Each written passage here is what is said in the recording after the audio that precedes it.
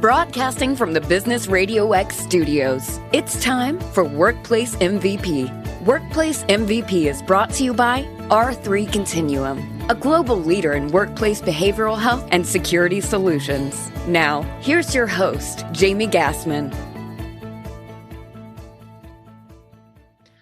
Hi, everyone. Your host, Jamie Gassman here, and welcome to this episode of Workplace MVP. Work is just one part of an employee's life. Outside of the workplace, they have various other commitments, responsibilities, and activities that they are involved with. Great way to sum it up, it's their life outside of work. And just like at work, disruptive events or events out of the employee's control can occur. The death of a loved one, divorce, pandemic stress, catastrophic accident, natural disaster, and violent acts, to name a few. Disruption in one's life, whether at work or at home, can have an impact on their ability to remain productive and thrive both in and out of the workplace. When the disruption is personal, how can an employer help their employee with the recovery journey? And in doing that, what are the benefits they receive from providing that support?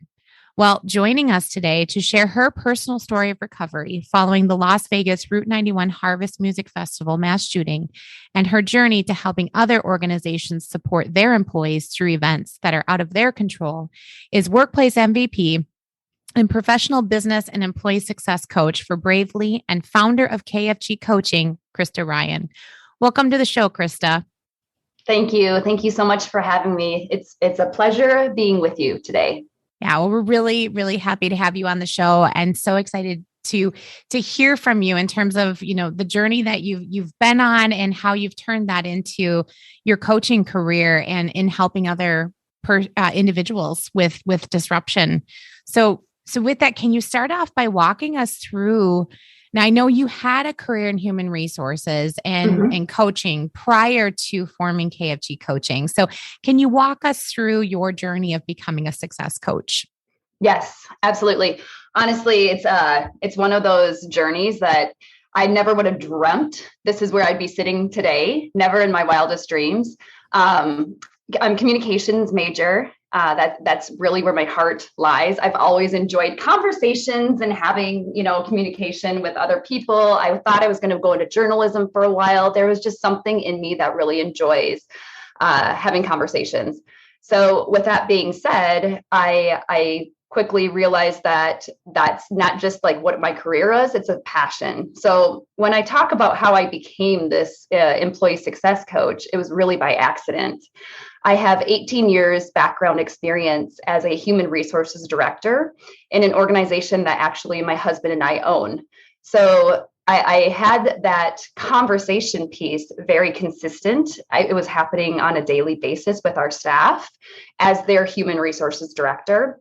What I realized I was doing was, in essence, I believed what I was doing through my conversations was coaching them. So long story short, I remember walking into my husband's office and saying, I think I need to figure out that I'm doing this effectively, that I actually know what I'm doing. I would love to go out and get formally certified, get my education as a career and business coach, and make sure I can apply those skill sets to our staff. So very supportive. He was all on board with that. I went out in 2016 is when I went and got my formal education with executive employee coaching, got certified, and then came back. So my education, I'm based out of Minnesota. My education was at Newfield Network in Colorado.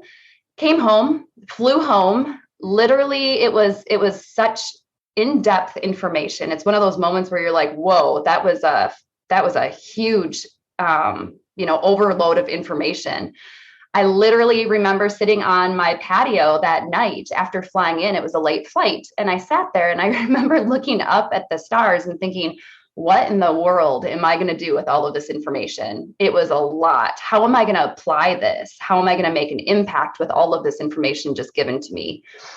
So interesting how the world works was 4 days after the flight home and that actual question, my husband and I and some close friends of ours flew out to Las Vegas. So we're big country music fans. We enjoy, outdoor concerts. We absolutely love the energy all that brings. So we went out to celebrate. My husband and I really wanted to celebrate my certification in this new journey of mine as an employee coach, and also just celebrate with our friends at this musical festival. So Route 91.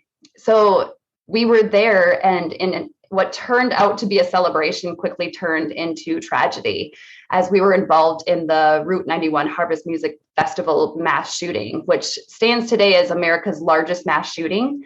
58 lives were claimed that night. 2 other individuals passed away since then due to the injuries.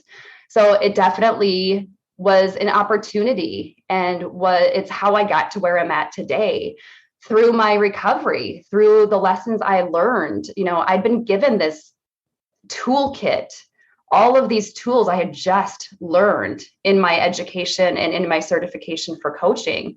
And I was actively working them, but I had that opportunity, the gift to not just talk the talk, but now I was walking the walk, utilizing these tools that I had received through coaching in my own recovery. And it sounds like, okay, that's the story. But it was years of hard work, years of new awareness, years of learning who I am and how I can effectively respond to every situation that I'm encountered with. So that's really how I got into developing my own business, KfG Coaching. It's really to help employees of organizations across the globe understand that it's up to them on how they respond to any situation. And through coaching, that's the support that we really offer. And that's the impact that I am inspired to make on the employees and really overall the world. Right. I mean, and it's it's like there's always things in our life that's like, oh, now I understand why I had to go through that. Right. I mean, obviously going through a mass shooting, we all hear it on the news, and it's, you always, I don't know about, I'm sure you experiencing it firsthand. It's like, what was that like? What was that in that moment? What were some of the things that you carried with you after that? What was your kind of the survival of it, the recovery of it? What can you talk us through some of the feelings that you were going through when that event was happening? Absolutely. It's interesting. I'd heard of all these kind of events, right? So you see them on the news, you hear about them, you have some sort of really close connection that's going through something that you can't even wrap your head around. You just can't even understand it. I quickly realized, as being part of it, there was 22,000 plus people in attendance of that event. I mean, it was a impactful event for thousands and thousands of people, not just those in attendance, but those that are connected to them, our family members, our close friends. It was really a trickle effect for those that were involved. What I learned is you actually know nothing, right? There's so much that is out of your control, even in the heat of the moment. So some main points that really stand out from my experience there, specifically that night, was I actually don't remember making any kind of decisions. It was just all of a sudden your body takes over and action takes place. So I don't remember making the decision to lie down on the ground. I don't remember making the decision to stand up and start running. I do remember when the shot started, my husband and I and our friends, actually, I got separated from all of them. So I had 2% on my phone battery. And the last text message went to one of my dear girlfriends and said, my phone is at 2%. I'm really worried that it's going to die. And then I'm going to be not able to find you guys. I'm really concerned about that. My husband was on a mission to find the world's biggest belt buckle. That's what he was doing. That's how we were separated. So he was looking for a belt buckle, and I was frustrated because we couldn't find each other. So there was already emotions that were involved in the story before the shots even started. When they started, I do remember the gut feeling, right? And I've always been one that follows my gut. I don't always follow my heart or my head, but I definitely am listening if something is in my gut of what's going on. And something told me those were not fireworks. And this was very serious. Those that were around me were saying, you guys, it's fine. It's fine. It's got to be fireworks. It's got to be fireworks. So there was that conversation right at the beginning, but then it very quickly turned into absolute chaos because we were seeing individuals that had been hit. We were seeing people, the effects of it. And it was almost as if someone was spraying a garden hose up in the air because there was a lot of ricocheting. The concert was on solid ground, so it wasn't grass. So a lot of the bullets were kind of like ricocheting off things. So there was really no safe area.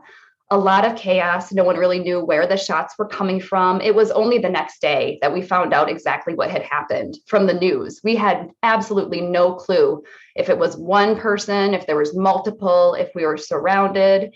And we really were caged. We were in this area that was fenced in. So I don't remember making choices. I do remember the world turned black and white. Like for some reason, there was no color. And that was just my own body's way of observing what was happening, I guess. I remember very little sound other than the shots. I don't remember screams or cries or people even really talking. It was almost as if life just slowed down. Life really just went in slow motion for a while. And then it was one of those, what's the next best thing? What do I need to do next? And my decision, everyone had that question without even knowing they had that question. That's where you see some people, their next best thing is laying on top of someone to protect them. The next person, their next best thing is to run, jump over the fence, try to get out of there. The other person's next best thing is to wrap, gauze around someone that was wounded. So everyone had different action steps that they were taking.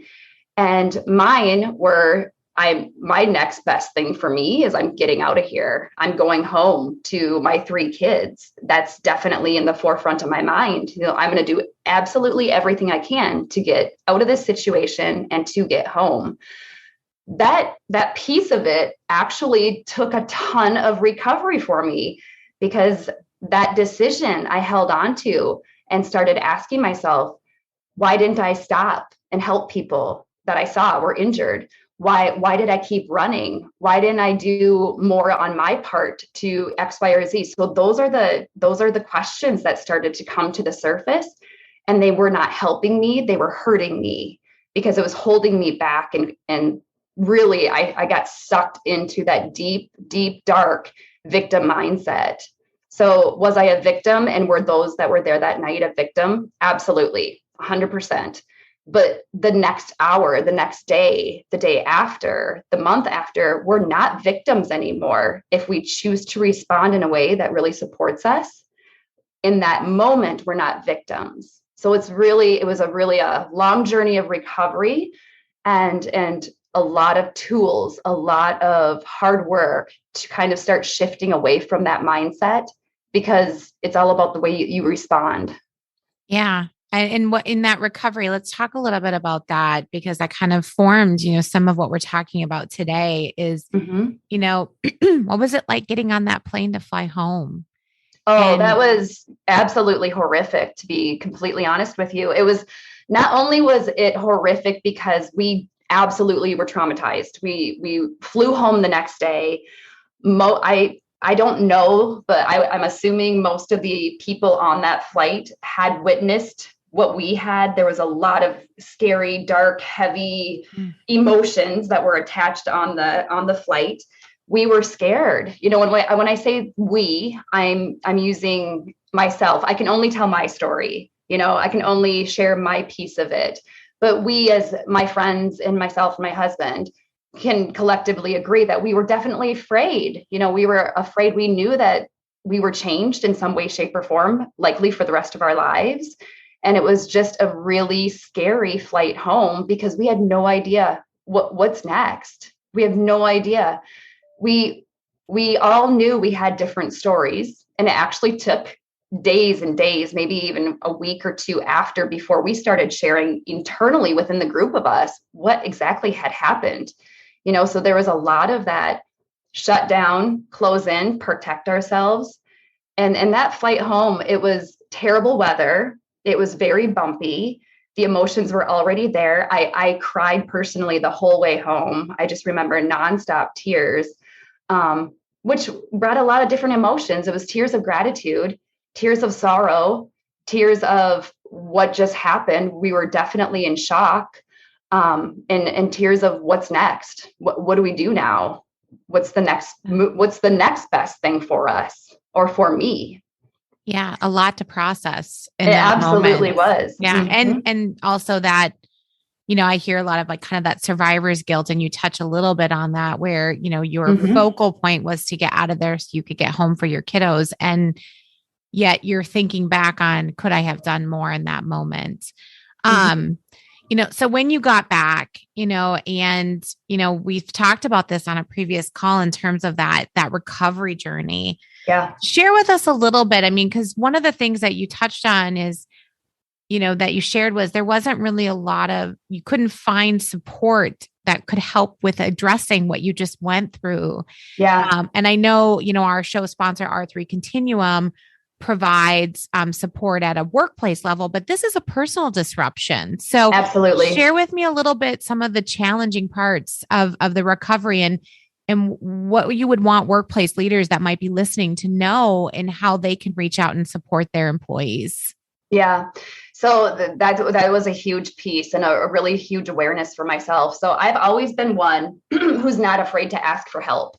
So that is one thing I've always known about myself. I've had no problem reaching out and saying like, hey, I'm a big believer in therapy. I'm a big believer that if you're navigating something and you have questions about if this is effective or if I'm doing this, is this for my best interest, that we're not meant to figure that out alone, that it's important to ask for support from others. So in this situation, pardon me, I'm taking a drink. In this situation, it was one of those things that I got home and I knew immediately I'm going to need some major help. I can't self-diagnose PTSD, but I knew I was in shock. So I was not afraid to start searching and asking for help. I remember being in the real heat of the moment that brought that awareness to me was the day after we got back. I tried to get into my normal life again immediately. And I remember being afraid to go to bed that night. I didn't want to turn off the lights. I didn't want to hear any kind of flashbacks. I didn't want to hear the gunshots. I had to stop watching the news because it was all over the news. And I started attaching myself to what I was seeing on the news, thinking, did I see that? Did I witness that piece? Is that me? I was navigating and looking for, is that me in this news story? Is that me? And looking for answers that were never going to come. I was never going to find the answers of why that happened. What could I have done differently? How could I have responded differently? Those were answers that were hurting me and not helping my recovery. I was at the grocery store the day after returning, and I live not too far from Mayo Clinic. So we have a helicopter that's from the hospital that flies over frequently. The helicopter flying over eerily sounded very much like the gunshots that night. And my body went into protection mode at the grocery store when I was walking out with my cart of groceries. That's when I knew I cannot continue on this way. I have to ask for some help and assistance. That was my first blockade. I reached out to multiple places begging for help, and I got the response consistently back like, yeah, we can open up, our calendar for you. We can get you in. It's going to be 3 months. It's going to be 8 weeks. It's going to be, and I thought, if I continue in this way, in this mindset, I'm going to have to admit myself or something because I was helpless. I didn't know what to do. So, bless my husband, mentioned he has a close connection and a dear friend of ours, actually, he said, have you thought of reaching out to her? And I said, no, I haven't really. So I did. And she got me in the next day. And that was the first step for me really recovering. And my body was responding. There's a lot of somatics involved in recovery when you're recovering from something like this, shaking of the body, tears, your body's just trying to process what happened. So that was step one for me and the first time I shared my story with anybody was with her. And it was terrible. It was, tears and shaking, but it was also the most beautiful moment because it was the first one for me to make that step forward. So my first learning there is don't think for a second you're expected to do this alone, because you quite frankly cannot. It's too much for one person to be able to navigate alone. So keep looking for support, and don't stop asking, until you receive the support that you're looking for. That was my first awareness in a really big lesson I took. Yeah. It's like, you're not alone in that journey of recovery. There's help for you out there. Mm-hmm. Yeah. Mm-hmm. And so we talked a little bit about how each individual has a different experience or perception and a journey following disruption. I know you've touched a little bit on that with your husband, had a totally different, experience, and his recovery was different, and even your friends. Can you share how you saw that between the two of you, like the differences between, because I know sometimes, people start to try to relate, well, you should be going through it the same way. And they assume that can cause kind of some, hindrance to recovery, or, Absolutely. unintentional like aggression between. So you talk a little bit about some of that differentiation that you and your husband went through. Yeah, absolutely. And it happens in our personal lives, and you see it all over the workplace too, right? So you identify someone's going through something challenging, and you immediately come up with solutions for them, right? So that I did it myself with my husband. I decided that since I was going to a somatic therapist, that's what everyone that experienced this should be doing, because it was right for me. And then when it wasn't happening, when he was recovering, he was on his own journey, that he was involved in his story. I was attaching myself to it because I love him. And then I was getting frustrated because he's not doing things in the way that I feel like he should have. But that had nothing to do with me. That was a really hard pill for me to swallow. And it was a big breakdown for me, right? So I realized I was attaching myself to his journey so I could avoid looking at my own. And really what supports me in my own recovery, in my own growth, in my own experience is not cookie cutter the same for everybody. Everyone observes situations differently. Some people walked away from that experience they didn't need any kind of therapy. They observed it, they processed it, they found the healthy steps to move forward from it. And they lived healthy, happy lives a lot faster than I did. I had to do hard work because I didn't know how to do it. I didn't realize it. I was the one accountable for myself and actually no one else. It's a lot easier to tell someone how they should recover, right? And it's a lot easier to direct and say, I think you should do this. I think you need to do this. I think you need to do this. That it's quite frankly, and it's really a blunt way to say it, but it's none of our business. It is their own journey to process. And that was frustrating as heck to me because I love these people so much. I wanted them to come with me and do it my way because it was supporting me. And that created more breakdown than good. Yeah. And I imagine too, there could be like the reverse where you feel like they should be feeling the same way that you are and should understand how you're feeling. Yeah. Did you experience some of that as well? Where, I kind of attribute it to maybe to COVID when the pandemic broke out and people's reactions to it. And maybe when, and then when schools shut down and there's kids back at home and there's all this, new stress and challenges that we're navigating. One spouse might be thinking of it one way and dealing with it one way, while the other might be doing another thing, but they are not realizing that they might be feeling differently and assuming that each other should be feeling the same. Yeah. Have you seen that in some of your coaching, and how do they navigate those types of situations? I see it every, I don't want to say every day, but pretty much every day. Right. So everyone not just navigates things differently, they experience things differently. It's really one of the biggest lessons I've learned is how important it is for me in my own success, in my own growth, to listen to understand and not listen to respond. Right. So so many times people are listening and they're preparing a way to respond, right? And like, this is what you need to do. This is what I think. This is right. That's a listening to respond. Listening to understand is kind of like where the level playing field is. That means I'm not right. You're not right. I'm not wrong. You're not wrong. We are different people. Like there's no right and wrong. It's not us versus them. This is how I'm processing. This is what I believe.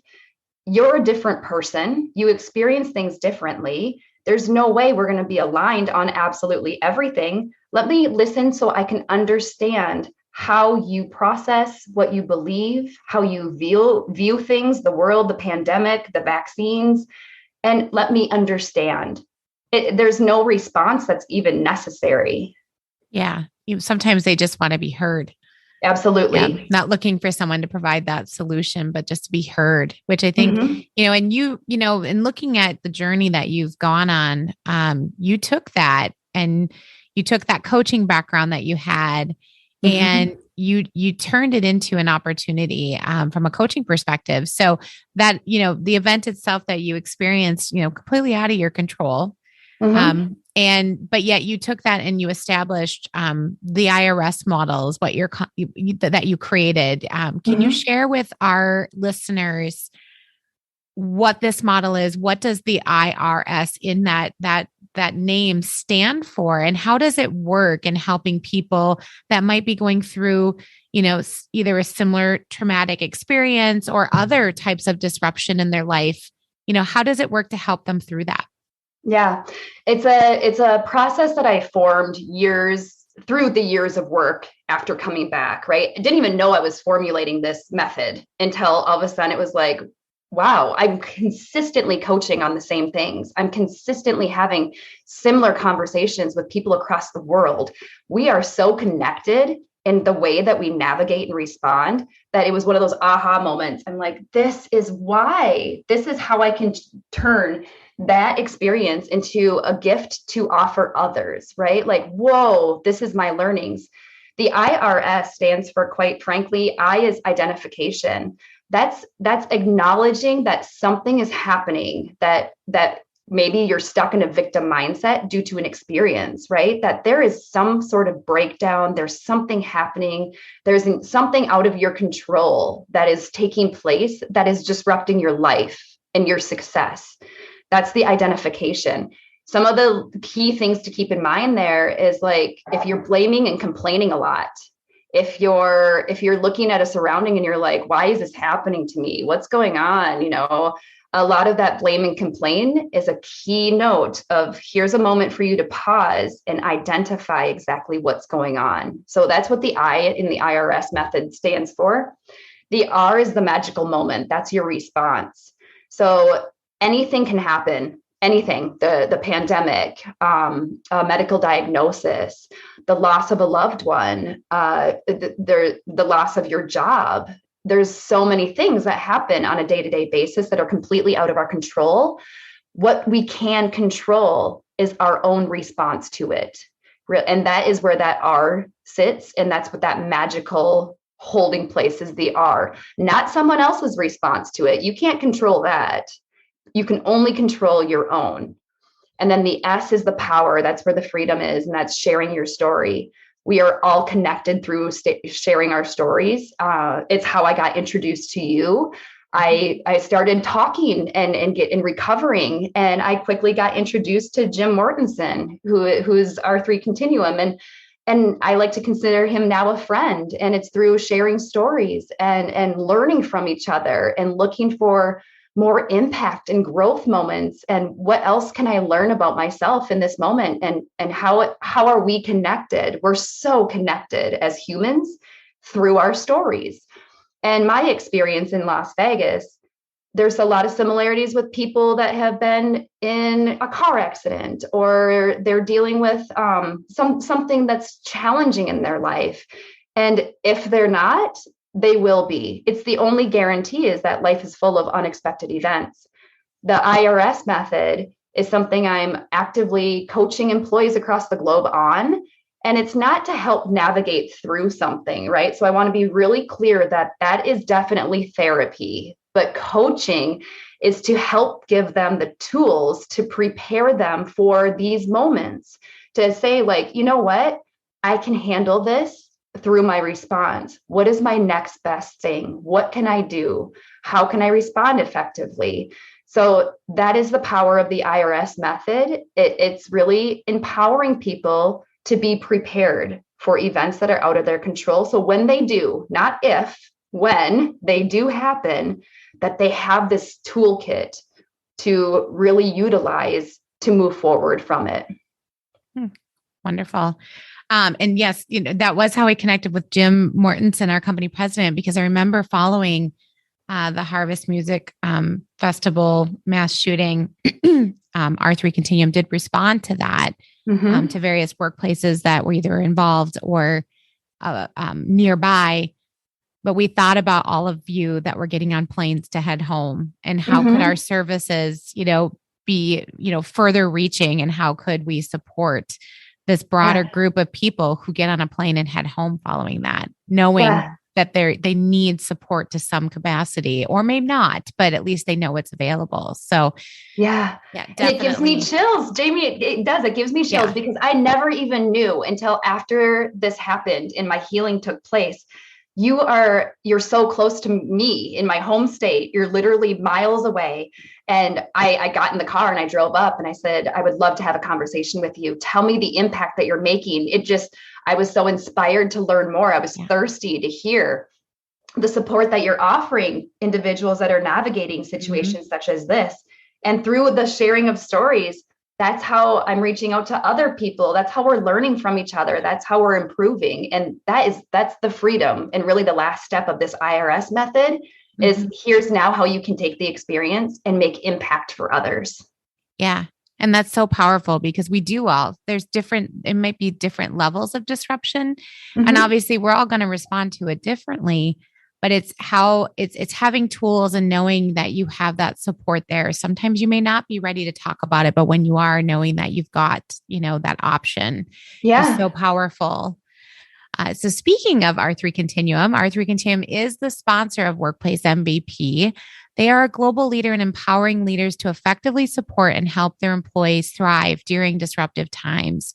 Through their tailored workplace behavioral health support, disruption response and recovery, and violence mitigation solutions, they can help you create a work environment where your employees can feel psychologically and physically safe. To learn more, visit r3c.com. So continuing with some now, we're, want to shift into kind of talking about that workplace, right? I know for you, the workplace was your own organization, but for others that might be going back to a work environment, following some type of a disruption, from the coaching that you've done, how does personal disruption or one struggle to recover from, maybe a particular event that's out of their control impact that workplace? Almost like as a whole. Multiple ways. I mean, it's in so many ways. It's almost easier to identify how it does not, right? Because it's a lot less. It impacts it in all ways. It impacts the relationships. It impacts productivity. It impacts vulnerability. There's so many ways that it impacts the entire organization, not just the person that is going through the disruption. Sometimes it's an individual disruption. Sometimes it's an entire organizational disruption that multiple team members are involved with. So there's a lot of layers to the onion of what exactly it means.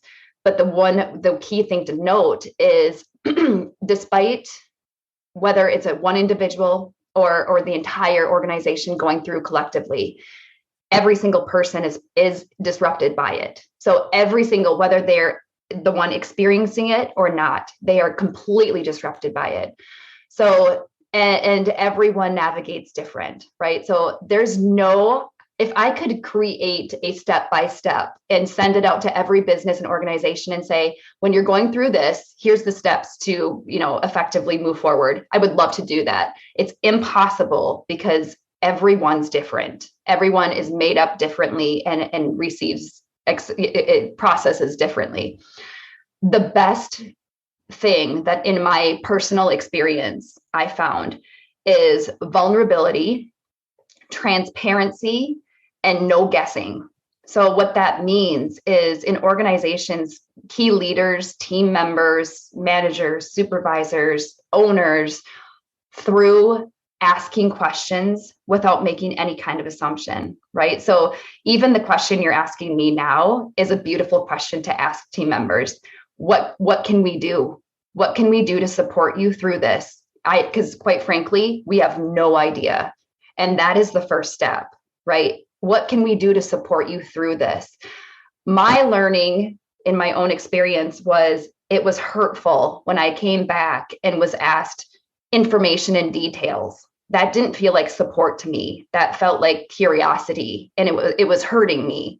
So there was, and not by any ill intention either, right? By a lack of awareness and me not being transparent and saying, hey, I'm protecting myself in this moment right now. Your questions of curiosity are actually hurting me because it's not something I'm ready to talk about, right? Some people would just flat out ask the questions if I had seen anyone lose their life that night or how traumatic it was. And it's not because they're ill people or that they're ill-intended people. They're curious, but the curiosity was hurtful to me. So through my learning, I found that the most supportive questions were the ones of, I literally have no idea what to do in this moment to support you. Know I'm here and that I will do anything to support you. That felt like support because I wasn't quite sure what I needed. I was still trying to figure that out. Did I need more time off? I don't know. Did I need a person to talk to? I don't know. I wasn't sure if I was ready to talk. I didn't know if I wanted to be home and isolating. I did not know what I needed, but having someone actually be vulnerable and open and say, I don't know what to do in this moment, but I'm here for you. That was the most impactful comment. And that helped me breathe and give me space to actually start figuring out what do I need? What does Krista need? Mm-hmm. Yeah, very interesting. Because I'm sure, it's similar if somebody gets the news of a, an illness that's terminal. Mm-hmm. And, it's hard to know sometimes how to comfort that person. And you feel like you have to, I think, by human nature. But to your point, sometimes it's better it's okay to say, I don't know what you need from me, but I just want you to know I'm here. That's a very powerful statement because I think, it helps, people kind of have that gives them that ability to kind of just express that support without having to put too many words into it and make it worse. Absolutely. Very interesting. And even how you just mentioned, like, it's human nature to want to support and it's human nature to want to comfort, right? Mm-hmm. There was a lot of times I did not want the comfort at all. I was angry and I was rigid. And when people tried to comfort me, I shut them out even harder because I was like, that is not the support I need right now. That feels good to you, but it's not part of my journey right now. Mm-hmm. So it was the more questions of like, I don't know. I literally have no idea what to say or do. And that felt like, oh, that's real. Okay. Thank you. Because I don't either. Yeah. And I could see, so that, that kind of leads me to my next question about some of those challenges as like a workplace leadership, mm-hmm. Typically, has that job of helping employees, right? Or being aware of their employees and identifying when they might need some additional support or might be struggling with something from a personal disruption. What advice or would you provide or, to a workplace leader who might have an employee where they openly know they just went through something? Mm-hmm. What is their best first steps in supporting that employee? I mean, is it following similar to what you just commented on? Or, are there ways they can prep the team for it? What are some of your thoughts around that? Every situation is different. I would say the first step is to have a conversation, quite frankly, with the individual and with that key leader, whoever wants, is the team lead that wants to initiate this conversation, identifying that something happened and that there's awareness around it. and then formulating the next steps, right? A lot of conversations are happening too, because employers don't know what to do to support them, but they also still need the job to get done. So they're like walking on eggshells and don't quite know how to approach it, being that we need this job to get done. We have no idea how to support the individual. We don't want to trigger them or make it seem that we don't have that support in place for them, but this job needs to get done. So it's really having that vulnerable conversation of, given the fact that this has happened and we need this job done, let's collectively work together and have constant conversations, not one and done. It's every day that employee is going to be different. They're going to show up differently every day through this recovery process. So let's meet every day and say, in order to get this job done as effectively as possible, let's talk about what support looks like for you today. And then that conversation can happen tomorrow, because that employee may show up in a different way tomorrow. So it's an action. It's not a conversation and done. It's an action moving forward as the recovery is taking place, as they change, as new things come up. It's malleable. It's constantly changing and shifting. Yeah. So, and from a leader perspective, what are some of the benefits that employer can benefit from when they are prepared and able to respond to employees' personal disruption, where they have some of these kind of either, whether it's training or educational tools or like resources and tools in place to help support employees when they go through that? What are some of the benefits that come from that? Oh, the sky is so important. It's really, it's preparing for the unknown, so that when it happens, not if, when it happens, they're able to effectively navigate, that they have something in place. It can also show that we are truly here to support you, even without having something already happening, right? So let's support you before we're going through something. Let's set this up for success now, so that when something happens, we already have the game plan in place, and then we can start taking those steps. So it can build trust amongst the entire team when you start having conversations about the unknown and how you're going to navigate. It can establish deeper connection relationships. It can really encourage vulnerability and trust. I mean, all of those are beautiful gifts that will help. Those are assets that help the organization grow. So setting something up for success before you have to, that is, the sky's the limit for possibilities that will come from that. And whether that be bringing in, external sources or resources ahead of time, having game plans in place. It's kind of like how kids at school go through like active shooter drills now. They go through fire alarms or tornado drills. They do that so that if something were to happen, if there's a tornado coming through town, they actually have some awareness of what to do. Now, will it be perfect? Absolutely not. They'll have some idea of what to do, how to navigate. They'll have already received that support. And then the aftermath, it can be the more individualized support. So it's just I feel like it's part of the employee manual that needs to be constantly updated, talked about, and implemented. Yeah. If anything that we always say, if anything that the pandemic taught us is that disruption can happen. It's not an if, it's usually a when. And it's how prepared are you in supporting that workplace when it does?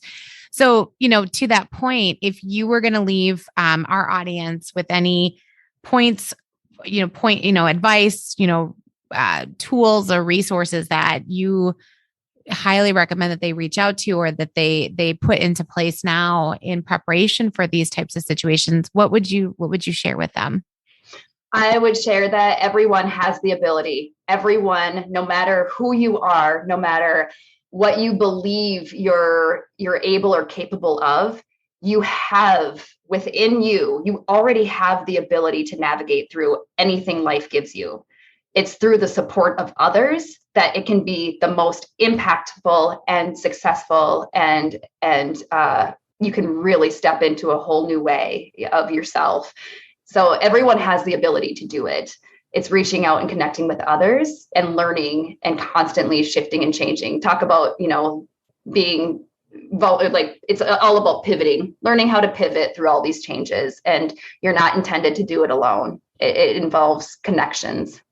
Yeah, that's a beautiful statement. And it's so true. And it's been such a great conversation listening to you. Thank you so much for sharing your story with us.